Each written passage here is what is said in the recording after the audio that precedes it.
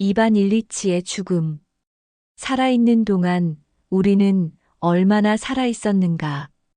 이반 일리치는 남들이 보기엔 참 정갈한 사람이었다.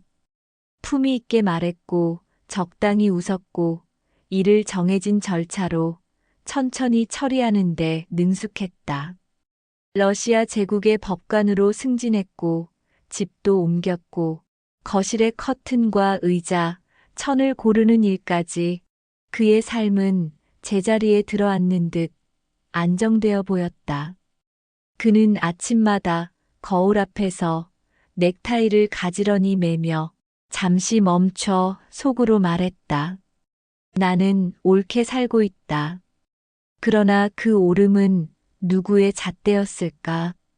동료의 평판, 상사의 인사기록, 파티장에서 건네는 예의 바른 악수. 그 모든 것들이 그의 가슴에 조용히 꿰매진 이름표처럼 달라붙어 있었다. 어느 날 사소한 순간 커튼을 달기 위해 의자 위에 올라섰을 뿐인데 엉덩이를 비스듬히 돌리다 옆구리에 뭔가 스치듯 통증이 스며들었다. 별거 아니야. 그는 대수롭지 않게 넘겼다. 하지만 그 통증은 아주 작은 금처럼 매끄러운 그의 산 표면에 조용히 생겨났다. 눈에 보이지 않는 그 금은 물을 빨아들이듯 삶의 힘을 조금씩 빨아들였고 그의 하루는 서서히 눈치채지 못할 속도로 뜯겨나가기 시작했다. 이제부터 우리는 이반 일리치의 마지막 길을 숨과 숨 사이의 빈 칸까지 함께 걸어볼 것이다. 그리고 그 길 끝에서 우리는 모두 같은 물음을 마주하게 될 것이다. 나는 살아있는 동안 과연 얼마나 살아있었는가. 집안의 공기 체면과 생활, 그리고 보이지 않는 추위. 새 집은 깔끔했다. 창틀은 반짝였고 소파의 선은 반듯했다. 아내 프라스코비아는 눈금을 맞추듯 살림을 관리했고 하인들은 발소리조차 낮추었다. 체면은 유지되었다. 그런데 식탁 위에 놓인 은식기들이 내는 미세한 금속성 냄새처럼 집 안 공기엔 설명하기 힘든 추위가 돌았다. 말은 오갔지만 마음은 오가지 않았다. 완곡한 표현, 적절한 침묵, 예의로 채운 상차림에 진심은 없었다. 이반은 회복을 기대했다. 의사를 바꿔보고 약을 바꿔보고 식단도 바꿔보았다. 하지만 통증은 바람이 드나드는 문틈처럼 어느 틈에서든 스며들었다. 의사는 모호한 라틴어들을 얹었고 아내는 그 말에 기대며 그의 얼굴을 견딜만한가의 눈금으로 살폈다. 그때부터 그는 거울을 덜 보게 되었다. 점점 볼이 깎여나가고 눈밑이 비어가는 얼굴, 스스로도 직시하기 싫은 표정을 남에게 들키고 싶지 않았다. 겉으로는 별일 아닌 듯 관용과 기품을 유지했지만 그의 밤은 점점 날이 서갔다. 숨을 들이쉬는 매 순간 통증이 안에서 바늘처럼 움직였고 그 바늘은 마음 깊은 곳의 두려움까지 찌르기 시작했다. 시간의 무늬 고통의 시계가 따로 도는 밤. 밤이면 시계는 두 개가 되었다.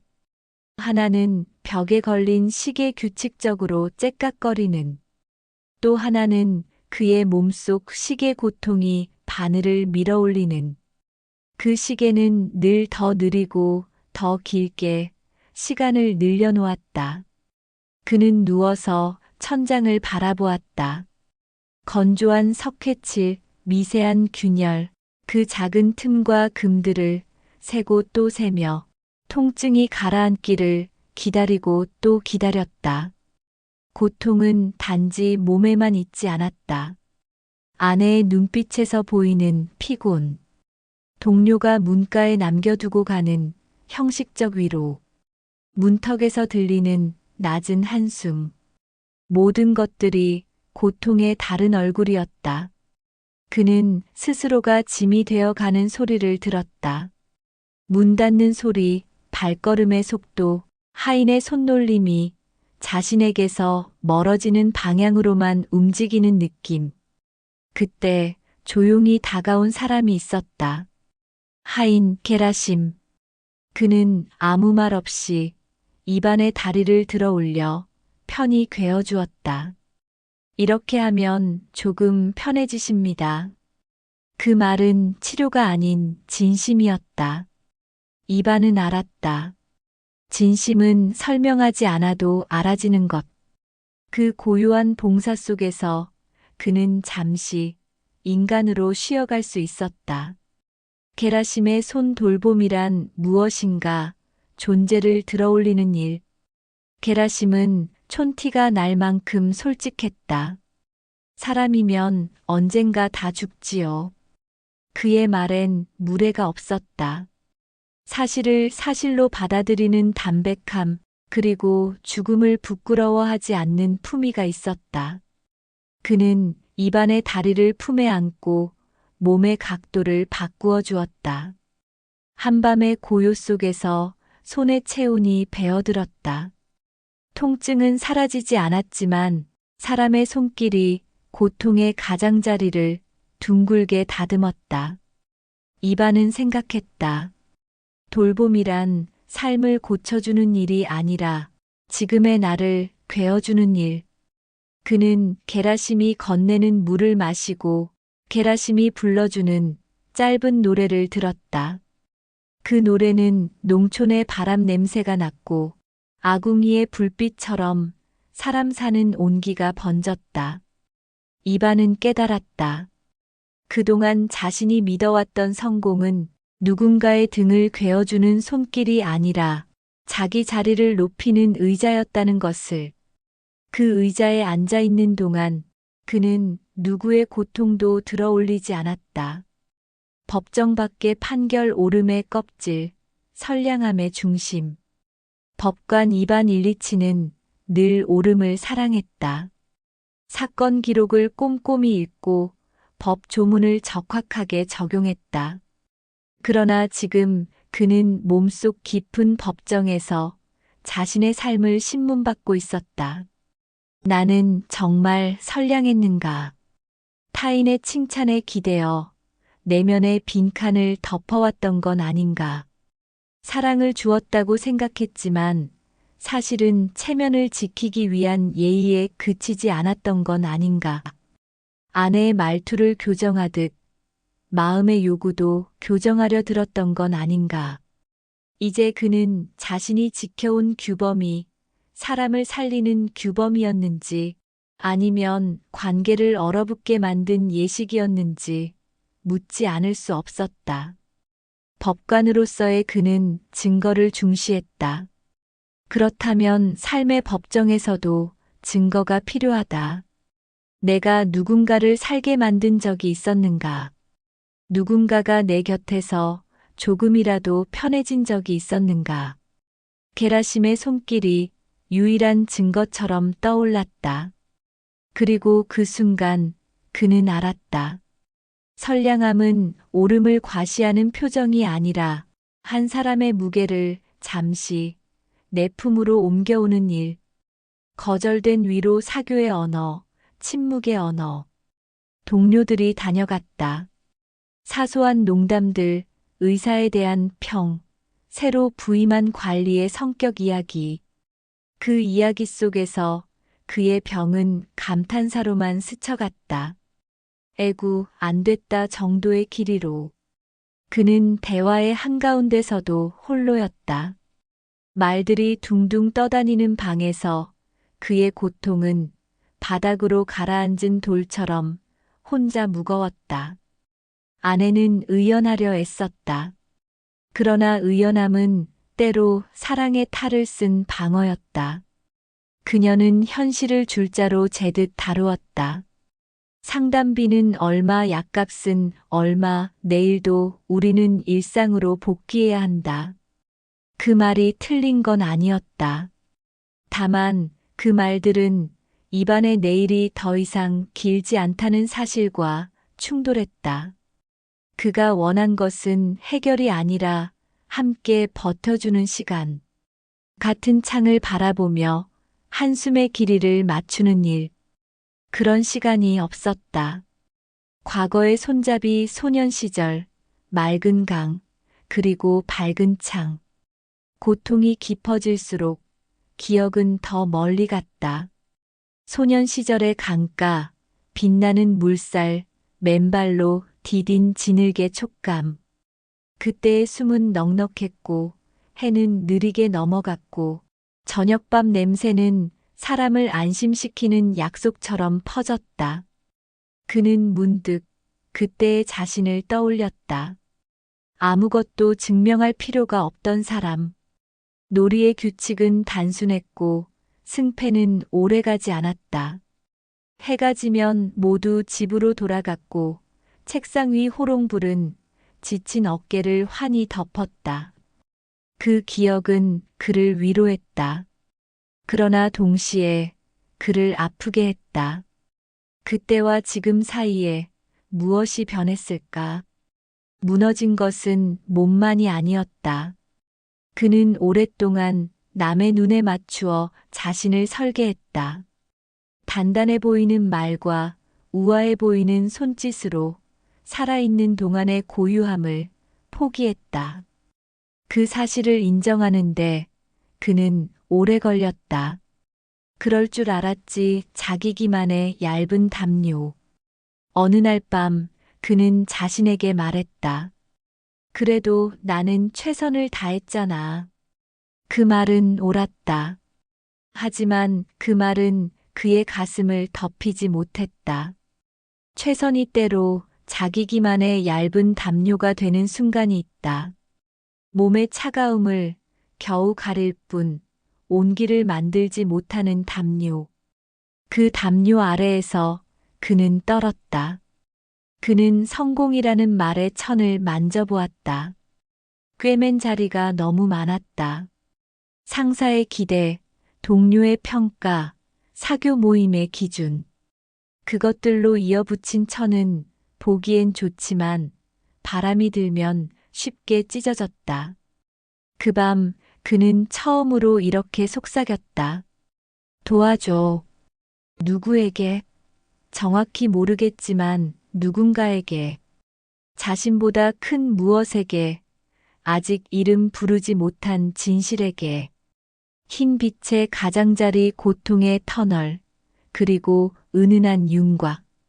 병은 그를 집어삼키는 어둠 같은 것이었다. 그러나 이상하게도 어느 밤엔 어둠의 가장자리에 아주 희미한 윤곽이 보이곤 했다.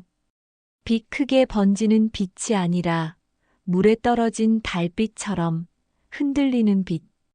그는 그 윤곽을 따라가고 싶었다.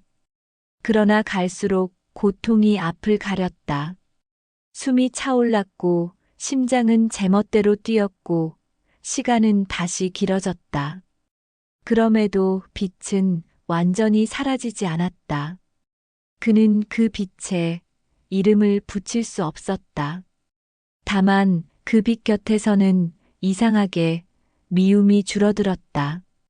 아내를 원망하는 마음도 동료를 탓하는 마음도 희미해졌다. 마음의 가장자리에서 누군가가 말했다. 괜찮아, 이제 알았구나. 그 목소리는 낮았고 다정했고 이름이 없었다. 아들의 얼굴 두려움의 얼음이 녹는 순간 마지막이 다가오던 어느 날 아들이 방에 들어왔다. 두 눈 가득 겁과 사랑이 섞여 있었다. 그 눈빛은 아버지를 잃어가는 소년의 투명한 절박함이었다. 입안의 심장은 움찔했다. 그는 자신이 누군가의 아버지였다는 사실을 잊고 있었다. 의자, 커튼, 계급, 그리고 오름의 기록들. 그것들 사이에서 아버지라는 호칭은 자주 놓치고 말았다. 아들의 얼굴이 가까워졌을 때 그의 가슴 속 얼음이 삐걱하는 소리를 내며 금이 갔다. 마치 언강 위로 첫 햇살이 떨어지는 소리 같았다. 그는 속으로 말했다. 아들아, 미안하다. 소리는 나오지 않았지만 그 미안함은 오랫동안 굳어있던 마음을 안에서부터 녹였다. 그리고 놀랍게도 통증의 모서리가 둥그러졌다. 고통이 사라진 건 아니었다. 다만 고통 속에도 사랑이 들어올 자리가 생겼다. 마지막 언어 나를 용서해라. 그리고 나는 너희를 용서한다. 그는 아내의 손을 잡았다. 그 손은 바쁘게 살림을 꾸려온 손, 체면을 붙들어 온 손. 그 손에도 두려움이 있었다. 그는 겨우 입술을 떼어 말의 형태를 만들었다. 용서해. 그 말은 누구에게 향했는가? 아내에게, 아들에게, 자신에게, 그리고 자신보다 큰 무엇에게. 용서는 관계의 계산을 원점으로 돌리는 일이 아니다. 용서는 이제라도 서로의 무게를 들어주는 일. 그는 늦게 배웠다 하지만 늦게 배운 것이라도 진실은 진실이었다. 그가 용서해를 말하자 방 안의 공기가 달라졌다. 게라심의 손놀림이 더 부드러워졌고 아내의 눈가가 젖었고 아들의 숨이 조금 고르게 바뀌었다. 그리고 그는 마음속에서 아주 조용히 또 다른 말을 들었다. 나도 너를 용서한다. 그 말은 누구의 목소리였을까? 이름 없이. 그러나 분명히 그를 끌어안는 목소리였다. 어둠과 빛의 경계의 두려움은 사라지고 남은 것.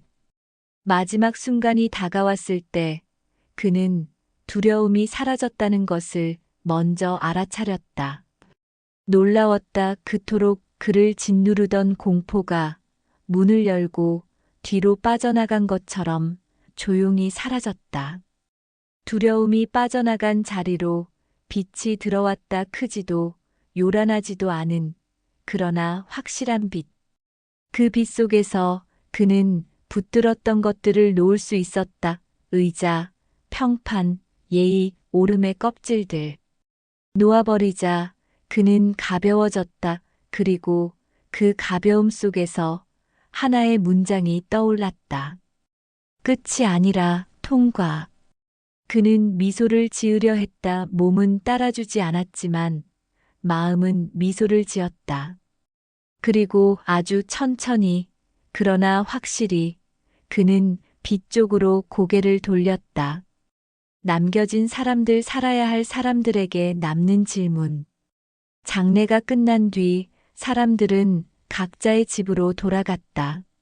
사무실의 책상 위엔 처리할 서류들이 남아 있었고 도시는 다시 제 속도로 움직였다. 그러나 몇 사람은 조용히 멈추었다. 게라심은 한동안 빈 침대 머리맡에서 손을 모았다. 그는 뚜렷한 말을 하지 않았다. 다만 밤을 많이 건너온 누군가의 침묵으로 이별을 배웅했다. 아들은 창가에 서서 하늘을 보았다. 구름이 빠르게 흘렀다. 그는 속으로 다짐했다. 나는 아버지가 살다 놓친 것을 놓치지 말자. 아내는 거울 앞에서 자신을 오래 바라보았다. 거울 속의 눈빛은 전보다 조금 느려 있었다. 그 느림 속에서 그녀는 문득 떠올렸다. 마지막 순간 남편의 손이 자신의 손을 꼭 쥐던 그 압력. 그 압력은 요구가 아니라 부탁이었다. 살아줘. 남겨진 사람들에게 죽음은 끝이 아니었다. 죽음은 질문이었다. 우리는 살아있는 동안 얼마나 살아있을 것인가. 독자를 위한 거울, 우리의 일터, 우리의 저녁, 우리의 표정. 이제 이야기를 덮고 거울을 우리 쪽으로 돌려본다. 우리는 매일 얼마나 많은 오름을 수행하는가. 일의 절차를 정확히 따르고 시간표를 지키고 형식에 맞게 인사하며 그것이 우리를 보호해 준 때도 분명 있었다. 하지만 묻자. 그 오름이 누군가를 편하게 한 적이 있는가? 오늘 누구의 다리를 들어 올려 주었는가? 누군가의 고통 옆에서 잠시 괴어준 적이 있는가? 우리의 저녁은 어떤가? 식탁 위의 말은 마음을 데우는가? 아니면 예의의 채움으로 속을 비워놓는가? 오늘 밤 우리는 아주 작은 실천을 할 수 있다. 묻고 들어주고 같이 잠깐 멈추고 손을 얹고 물 한 잔을 건네고 괜찮아 대신 어디가 아파라고 해결해 줄게 대신 함께 있을게라고. 그렇게 우리도 게라심이 될 수 있다. 누구의 밤에 손에 온기를 남기는 사람. 삶의 법정 증거를 남기는 하루. 이반 일리치가 삶의 법정에서 자신을 신문했듯 우리도 오늘의 증거를 만들 수 있다. 하루가 끝날 때 자신에게 조용히 물어보자. 나는 오늘 누구를 살게 했는가? 나와 함께한 사람의 표정이 조금 편해졌는가? 내가 떠난 자리에 어느 정도의 온기가 남았는가? 우리는 다 완전하지 않다. 그러나 증거는 완벽 대신 진실을 원한다. 작은 진실, 작은 선량함, 작은 배려. 그 작은 것들이 쌓여 우리의 판결을 바꿔준다. 유죄에서 선고유예로, 그리고 언젠가 무죄가 아니라 자비로. 죽음 공부 떠나기 전에 배우는 일.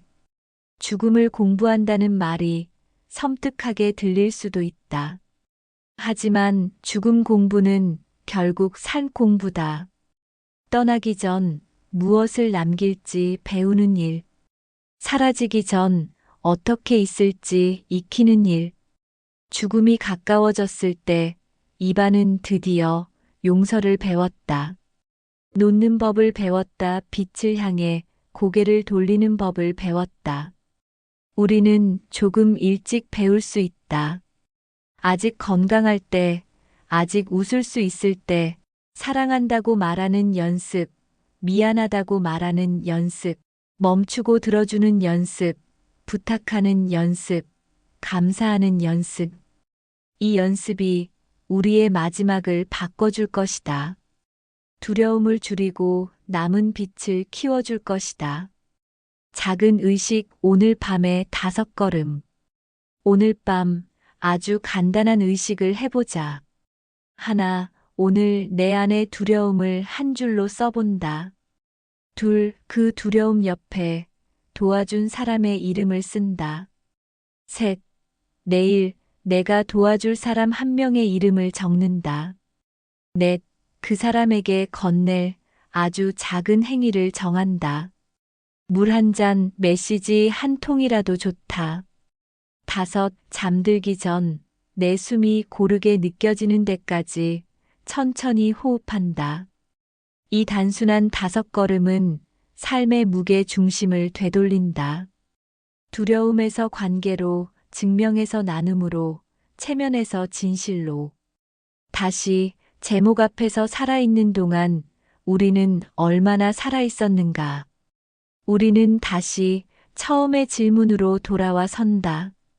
살아있는 동안 우리는 얼마나 살아있었는가.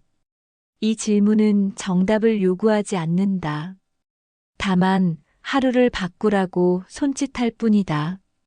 한 사람의 다리를 들어 올려주는 손길, 한 사람의 말을 끝까지 들어주는 귀, 한 사람의 눈을 정면으로 바라보는 얼굴.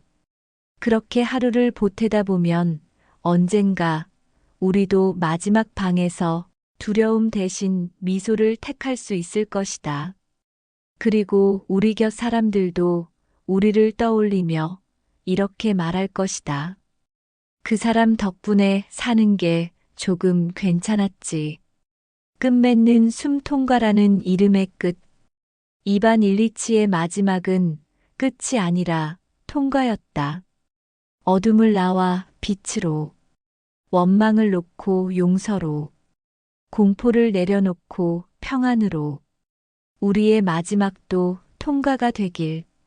그날이 오기 전까지 우리는 연습할 수 있다. 오늘, 지금 이 숨으로. 숨을 들이마신다 잠시 머물고 부드럽게 내쉰다. 고요 속에서 아주 작은 빛이 흔들린다. 그 빛을 향해 고개를 든다. 그리고 속삭인다. 나는 살아있겠다. 에필로그 남은 자들의 길, 시작하는 자의 길. 장례가 끝난 도시에서 버스는 시간을 지켜 달려간다. 회사의 엘리베이터는 점심시간을 알리고 우리는 다시 서류를 넘긴다. 그러나 마음 한쪽이 다르게 움직인다. 전화 한 통의 톤을 낮추고 대답 앞에 잠깐의 숨을 얹고 사람의 얼굴을 표정이 아닌 마음으로 본다. 작은 변화는 보이지 않게 그러나 깊게 삶을 바꾼다. 이반의 죽음은 우리의 삶을 바꾸기 위한 신호였다. 오늘 우리는 신호를 받았다. 이제 길을 간다. 끝까지 들어주셔서 정말 감사합니다. 이 영상이 잠시나마 당신의 삶을 따뜻하게 비춰주었다면 그걸로 충분합니다.